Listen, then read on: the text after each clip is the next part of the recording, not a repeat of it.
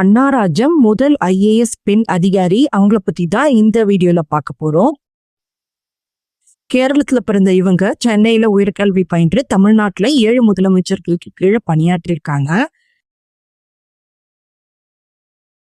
ஆங்கிலேய ஆட்சி காலத்துல திருவாங்கூர் அரசாங்கத்துக்கு உட்பட்ட திருவள்ளா அருகே உள்ள நிரணம் அப்படிங்கிற கிராமத்துல 1927ஆம் ஆண்டு ஜூலை 17ஆம் தேதி பிறந்திருக்காங்க.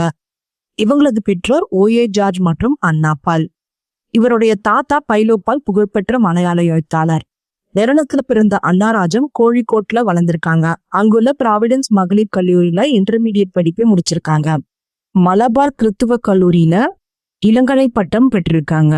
அது மட்டும் இல்லாம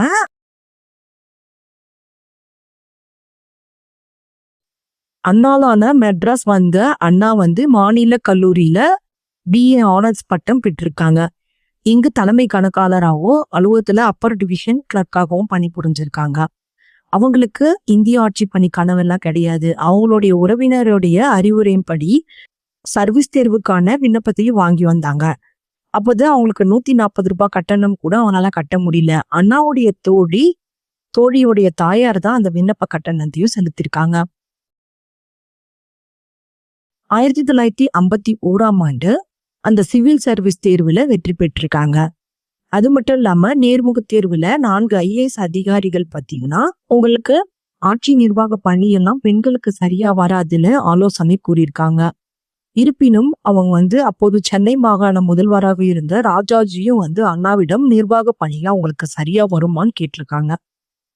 இருந்தாலும் பரவாயில்லன்னு சொல்லிட்டு தனக்கு ஒரு வாய்ப்பு வழங்கும்படி பணியோடு கேட்டிருக்காங்க. அண்ணாலய மெட்ராஸ் மைசூர் மாகாண எல்லையில உள்ள ஒசூர்ல பணியமர்த்த கோரியிருக்காங்க. ஐஏஎஸ் அதிகாரிகளுக்கான பயிற்சிகளும் உற்சாகத்தோடு தயாரானாங்க. அது மட்டும் இல்லாம இவங்களுக்கு துப்பாக்கி சுடுதல், குதிரை ஏற்றம் போன்ற ஆண்களுக்கான அத்தனை பயிற்சிகளும் தானும் மேற்கொண்டாங்க. மெட்ராஸ் கேடரை சேர்ந்த அன்னாராஜத்தின் முதல் பொறுப்பை பார்த்தீங்கன்னா திருப்பத்தூர் துணை கலெக்டரா இருந்திருக்காங்க. இந்தியாவிலேயே துணை கலெக்டரான முதல் பெண்மணி இவங்க தான்.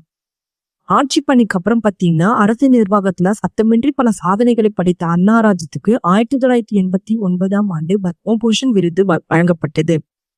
அண்ணா ஜனாதிபதி வெங்கட்ராமன் இவருக்கு அந்த விருதை வழங்கியிருக்காங்க. 2018ஆம் ஆண்டு தனது 91 வயதில் மும்பையில் மறைந்தார். அது மட்டும் இல்லாம தென்கனிக்கோட்டையில வனப்பகுதியில இருந்த ஒரு யானை கூட்டத்தை மக்கள் வசிக்கும் பகுதிக்கு புகுந்துடுச்சு. பயந்து போன கிராம மக்கள் அண்ணா துணை கலெக்டரான அண்ணாவுடைய பங்களாமும் திரண்டிருக்காங்க.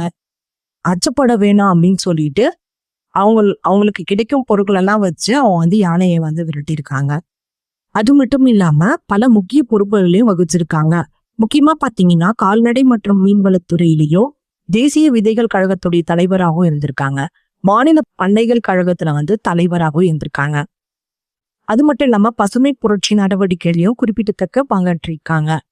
1982ஆம் ஆண்டு ஆசிய விளையாட்டு போட்டிகளுக்கான பொறுப்பு அதிகாரியாகவும் அந்த பணியை வெற்றிகரமாக மேற்கொண்டிருக்காங்க. மும்பையில நவீன நவேசேவா துறைமுகத்தை கட்டி எழுப்பியதும் அன்னாராஜம். கணவரும் புகழ் பெற்றவர் தான். அதாவது அன்னாராஜம் தனது பணி வாழ்வை போல சொந்த வாழ்விலும் புரட்சி படித்திருக்காங்க. தன்னுடன் ஐஏஎஸ் பயிற்சி பெற்ற ராம் நாராயணன் மல்கோத்ராவை விரும்பி மணந்திருக்காங்க. அன்னாராஜம் கிறிஸ்துவர் என்றாலும் மல்கோத்ரா பஞ்சாபி இந்து. 1975ஆம் ஆண்டு அமெரிக்கால வாஷிங்டன்ல திருமணம் செஞ்சுக்கிட்டாங்க. அது மட்டும் இல்லாம RN மல்கோத்ரா என்று பிரபலமாக அழைக்கப்பட்டவர் இவர். இந்திய ரிசர்வ் வங்கியோடைய 17வது கவர்னராக நியமிக்கப்பட்டார். 1985ஆம் ஆண்டு முதல் 1990 வரை இந்த பதவியில இருந்திருக்காங்க.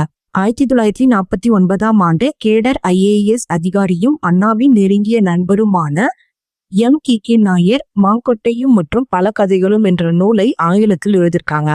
அதுல அண்ணா பற்றி குறிப்பிட்டுள்ளார்.